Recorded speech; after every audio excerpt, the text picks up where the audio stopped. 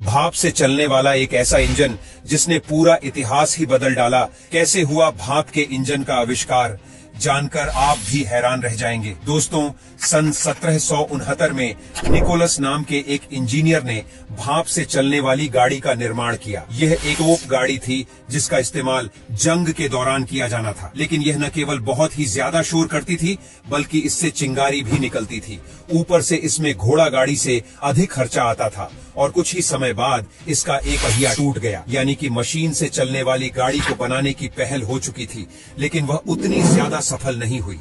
पर इसके बाद लोगों के अंदर यह विश्वास जाग गया था कि वह अगर बेहतर तरीके से काम करें तो मशीन से चलने वाली गाड़ी बनाने का उनका सपना पूरा हो सकता है। ऐसे में सन 1801 में रिचर्ड ट्रिक नाम के एक इंजीनियर ने लोहे की एक बड़ी इंजन गाड़ी बनाने में सफलता हासिल कर ली।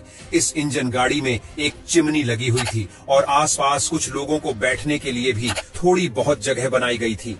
रिचर्ड की इस इंजन गाड़ी को सड़क पर चलाने के अलावा पटरियों पर भी चलाया गया, पर कुछ दिनों बाद इनकी गाड़ी में आग लग गई। हालांकि वैज्ञानिकों ने इसका एक ढांचा बनाकर तैयार कर लिया था जो कुछ इस प्रकार था। इस गाड़ी से तेज आवाज निकल रही थी, इसी वजह से इस गाड़ी का नाम पफिंग डेविल रखा गया।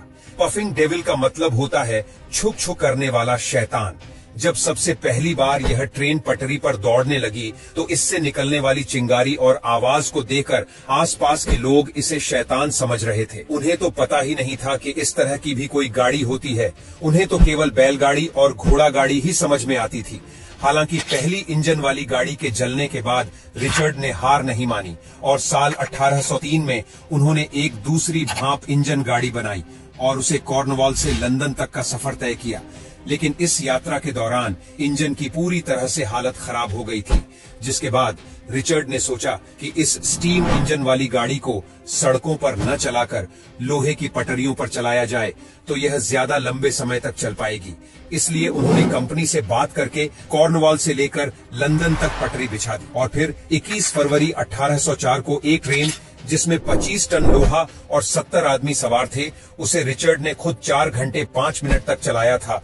यह दुनिया में पहली बार हुआ था जब स्टीम इंजन की मदद से इतना भारी सामान और लोगों को ले जाया गया था। हालांकि दोस्तों, यह आविष्कार तो हो गया था, लेकिन इस समय तक रेलगाड़ी को बहुत ही खर्चीला और कम उपयोगी माना जाता था। इसी वजह से किसी भी कंपनी ने इस प्रोजेक्ट पर हाथ लगाना फायदेमंद नहीं समझा। लोगों को लगा कि इसमें सिर्फ नुकसान ही होगा, क्योंकि उस टाइम लुटेरे वगैरह भी बहुत होते थे और रेल की पटरियां भी ठीक तरह से नहीं बिछी थीं। इन सारी चीजों को अकेले मैनेज करना रिचर्ड के लिए बिल्कुल भी आसान नहीं था।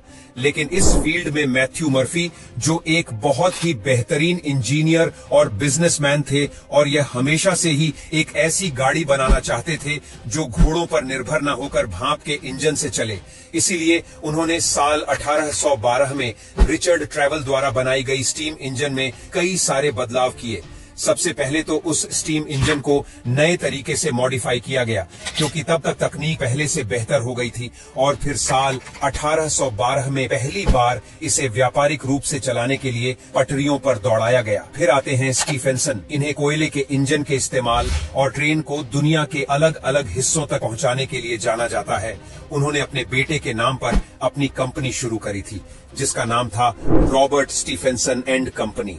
उन्होंने भाप के इंजन में कई सारे बदलाव करके उसे और ज्यादा मजबूत और शक्तिशाली बनाया था, ताकि वह इंजन भारी से भारी वजन को खींच सके।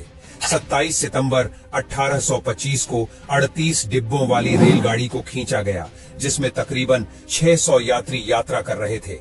इस पहली बड़ी सी रेलगाड़ी ने डार्लिंगटन से स्टॉकटन तक का 35 मील का सफर तय किया था और ट्रेन ने यह सफर 14 मील प्रति घंटे की रफ्तार से तय किया था। इस ट्रेन को आधिकारिक रूप से दुनिया की पहली पैसेंजर ट्रेन माना जाता है।